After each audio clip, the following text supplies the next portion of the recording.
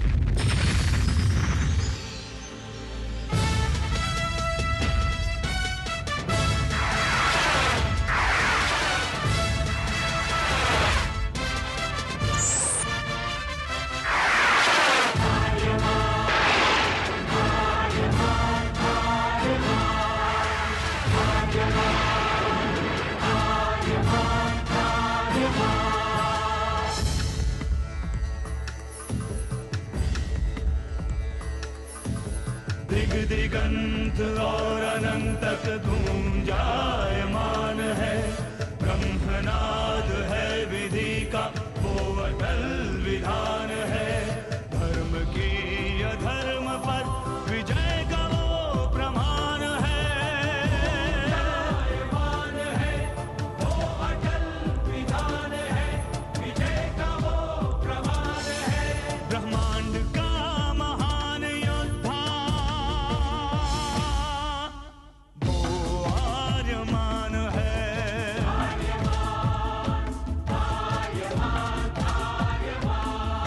ब्रह्मांड का महान योद्धा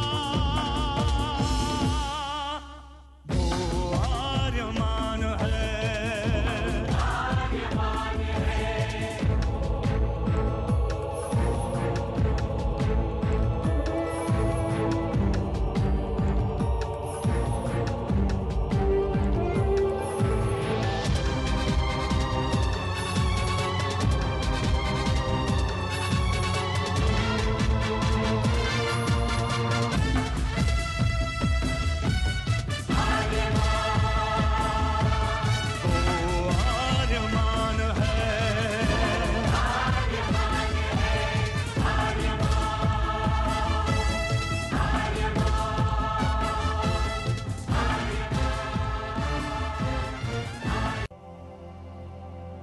अनंत असीम ब्रह्मांड, अद्भुत विशाल विराट, जहां असंख्य आकाश गंगाएं प्रतिक्षण बनती रहती हैं, मिटती रहती हैं।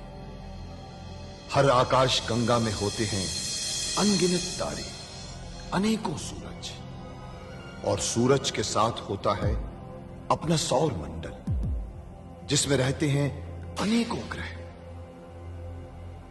न जाने कितने सूरज चमके और बुझ गए, न जाने कितने तारे चमके और खो गए, न जाने कितने ग्रह, कितनी पृथ्वियां, कितनी सभ्यताएं बनी, बढ़ी और खो गई समय की इस अनंत धारा में।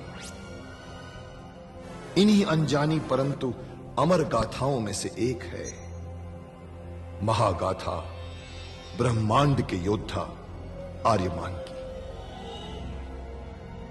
बहुत समय पहले पृथ्वी से लाखों प्रकाश वर्ष दूर आर्याना आकाश गंगा में एक ग्रह था, थार।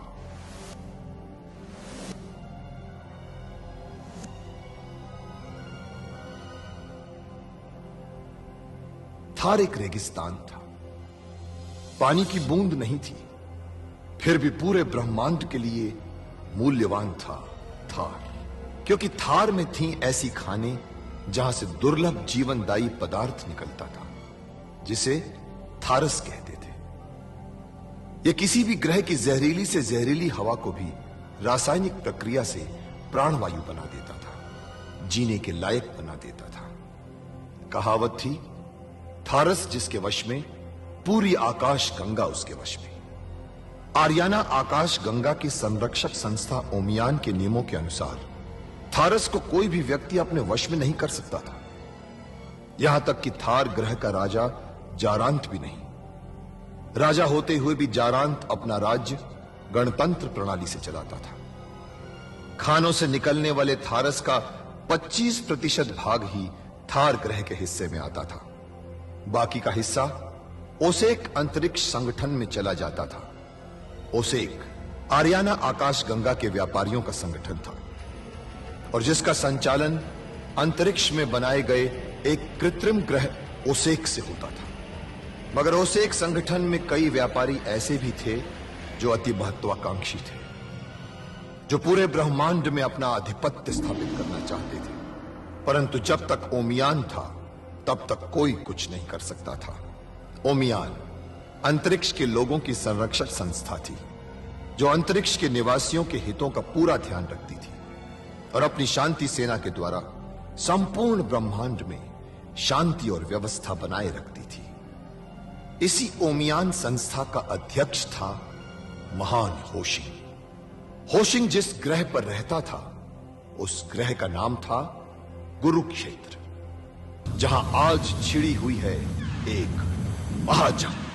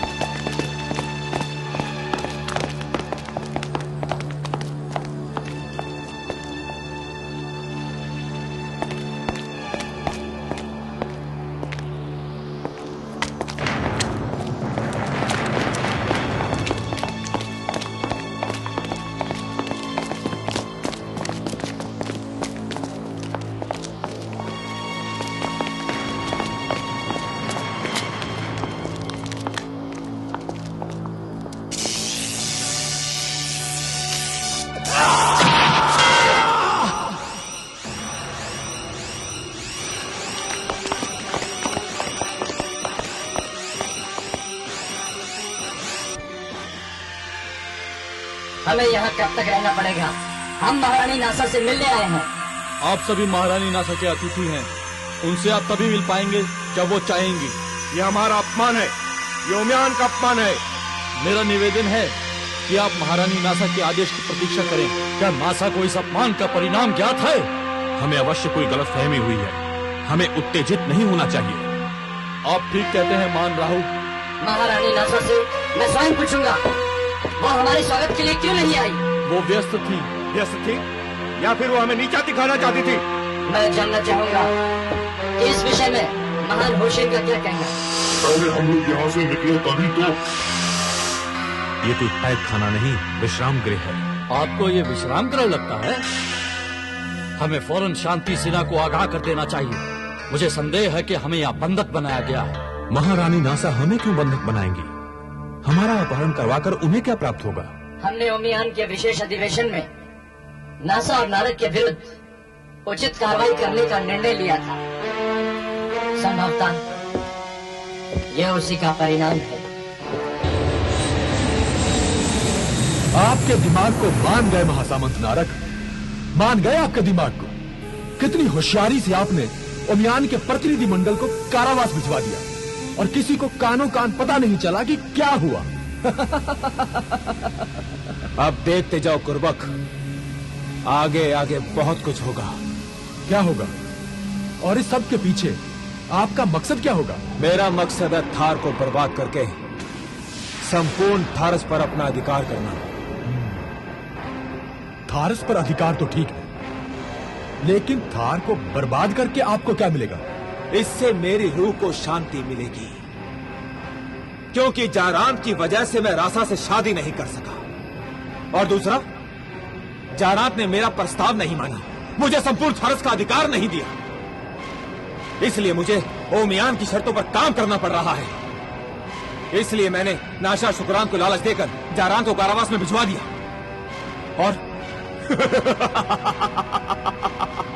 पागल दुर्दांत को राजा बना दिया। राजा। लेकिन नासा और शुक्रांत आपके रास्ते में आ सकते हैं। पूर्वक तुमने तो देखा कि कितनी होशियारी से ओमियान के सदस्यों को मैंने कारावास भिजवा दिया।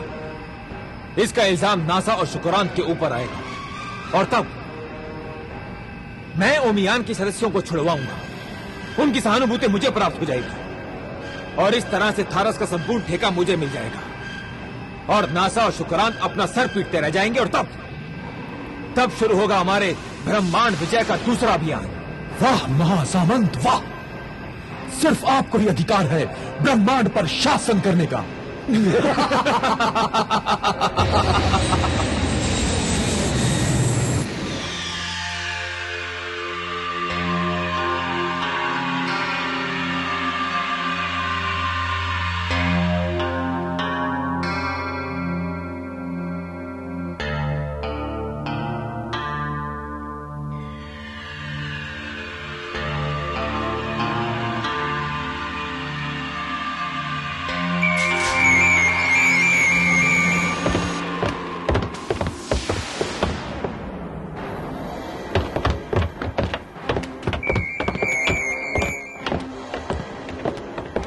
आश्चर्य है, महान ओमियान के सम्मानीय प्रतिनिधि मंडल के साथ ऐसा व्यवहार, ऐसा अपमान धिक्कार है।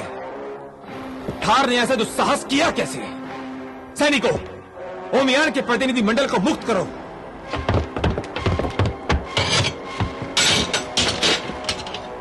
ओमियान आपका अत्यंत आभारी है महासामंत नारक, क्योंकि यहाँ आपने समय पर आकर हमें मुक्ति दिलाई। ओमियान ने सदैव ही मुझे गलत समझा है महान राहु।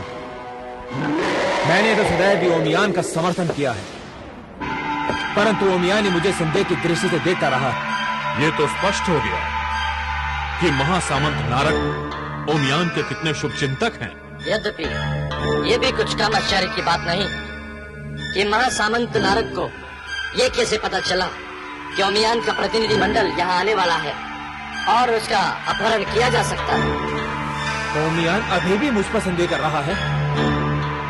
ये मेरा दुर्भाग्य है मान राहु।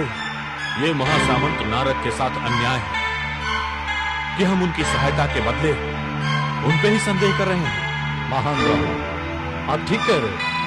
हमें सर्वसम्मति से महासामंत नारक का धन्यवाद करना चाहिए। इसकी कोई आवश्यकता नहीं है। मुझे इस बात की पर्याप्त प्रसन्नता है कि आप सब सुरक्षित हैं।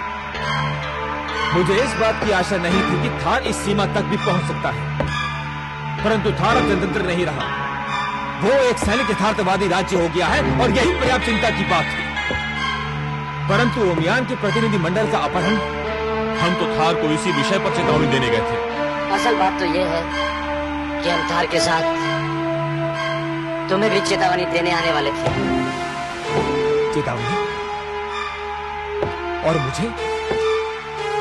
महान राहु, मैंने तो कोई अन्यायपूर्ण कार्य भी नहीं किया है।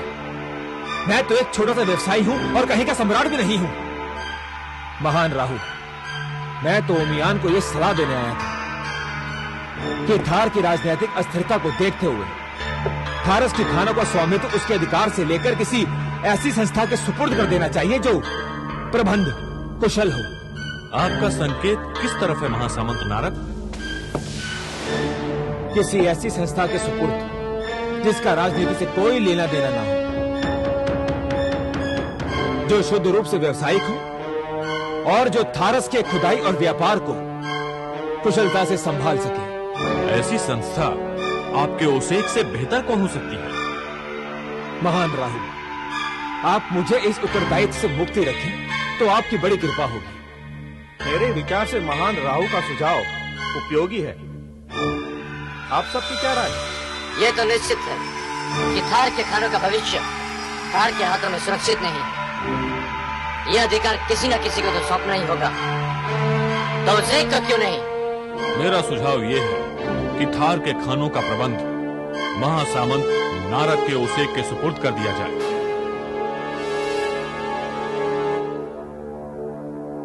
हमें स्वीकार है। हमें स्वीकार है। आर्यमान, हम गुरुत्वाकर्षण से बाहर कब निकलेंगे ताकि यान का संचालन तुम्हारे हाथों में आ जाए? टोबो, धीरज रखो, बस कुछ ही पल की बात। ये तो कोई अपरिचित यान लगता है। उसे पहचान बताने का हुक्म दो।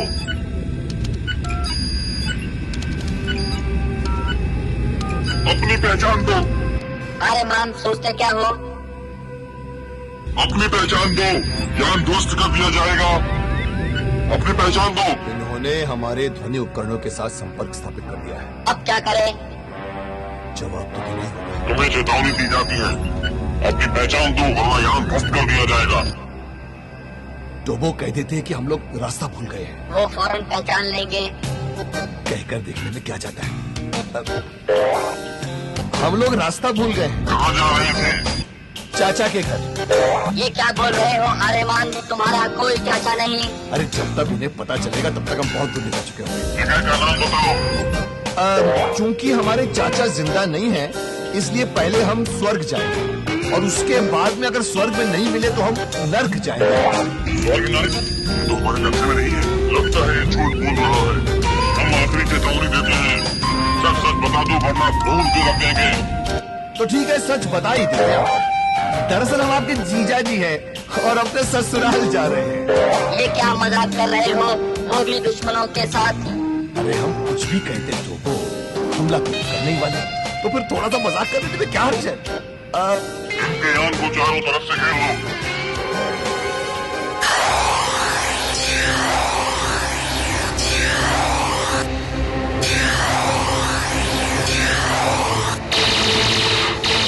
देखा, हंस गए ना? मजाक का नतीजा देख लिया ना? अजीब सैनिक है, मजाक भी नहीं समझते। अभी चलो तो मजाक।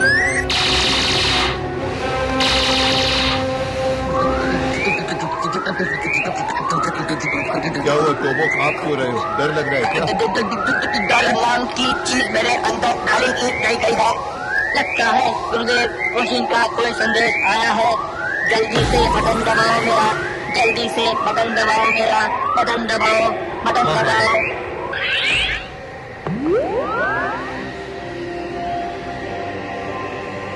प्रणाम करते हो।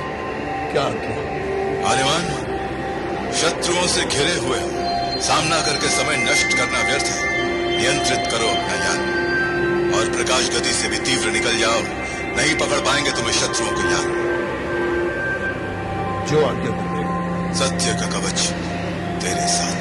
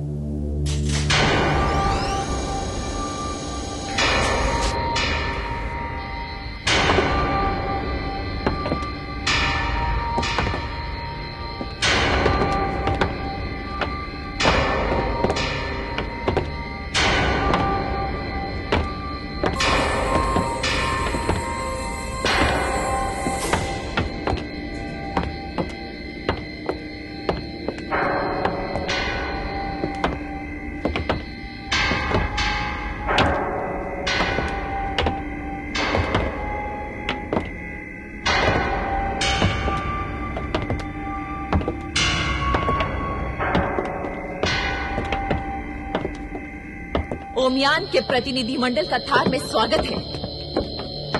महारानी नासा, आश्चर्य तो अवश्य हुआ होगा हमें जीवित देखकर। हमें आश्चर्य तो अवश्य हुआ था जब आप सबका स्वागत करने आपके अंतरिक्ष यान तक पहुंचे थे और आप सबको अनुपस्थित पाया।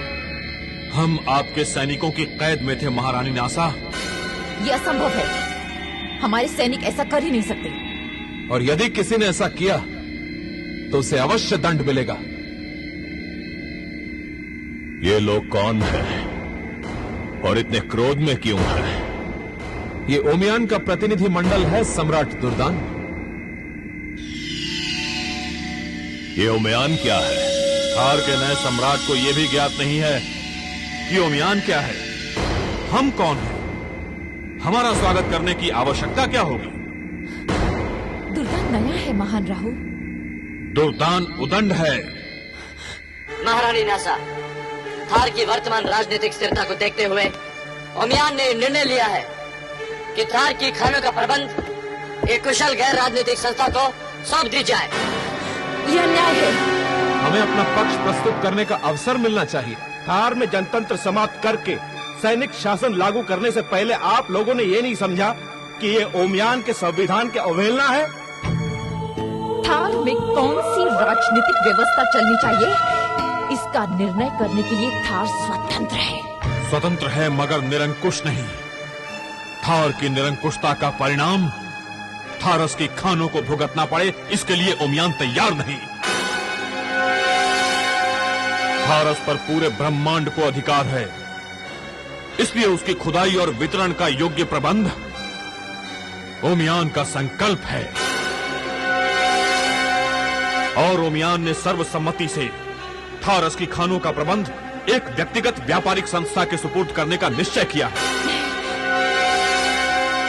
हम केवल ये सूचित करने आए थे। चलिए।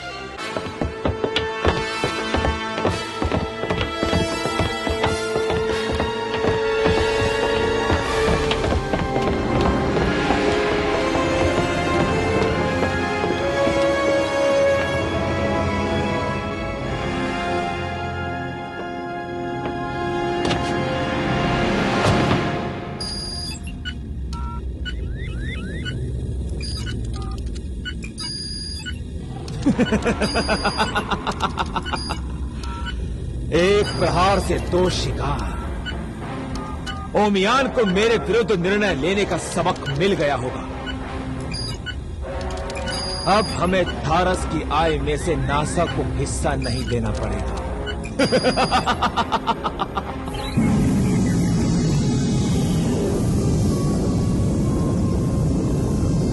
महासामंत नारक, ओमियान ने थारस की खानों का ठेका किसी व्यापारिक संस्था को देने का निर्णय ले लिया है। महारानी नासा, ये तो अन्याय है। यही तो हमने कहा। ये तो एक तरफा निर्णय है। थार को अपना पक्ष प्रस्तुत करने का अवसर मिलना चाहिए था। महारानी ने बहुत विनती भी की, फिर भी उन्होंने निर्णय ले लिया। हाँ। यदि ओमियान ने मेरे साथ ऐसा किया होता तो मैं ये कभी सहन नहीं करता। मैं उनके निर्णय को कभी स्वीकार नहीं करता। मैं ओमियान के पूरे प्रतिनिधि मंडल को या तो हमेशा के लिए कैद कर देता या खत्म कर देता। महासामंत नारक, वो तो हम पर आरोप लगा रहे थे कि हमने उन्हें कैद में रखा। तो उन्हें मुक्त किसने किया? ये उन्होंने नहीं बताया महासामंत नारक। केवल इतना कहा कि थारस की खानों का प्रबंध वो किसी व्यापारिक संस्था को ही देंगे। संभव है कि वो इस बारे में आपसे बात करें। यदि वे मुझसे पूछेंगे तो मैं अस्वीकार कर दूंगा। आप दोनों मेरे मित्र हैं और मैं आपके विरुद्ध ऐसा कोई कदम नहीं उठाऊंगा जिससे हमारी दोस्ती को कोई चोट पहुंचे। नहीं महासामंत नारक, बजाय इसके कि थारस की खानों का प्रबंध किसी और के हाथ में जाए, उचित होगा कि वो आपके हाथ में रहे। नहीं महारानी नासा, ये उचित नहीं होगा। यदि ऐसा अवसर आए तो आप अस्वीकार न करें, यही प्रार्थना है आपसे। ये तो आप लोगों की उदारता है, परंतु आज ये निश्चित है कि थार का वास्तविक दुश्मन ओमियान है।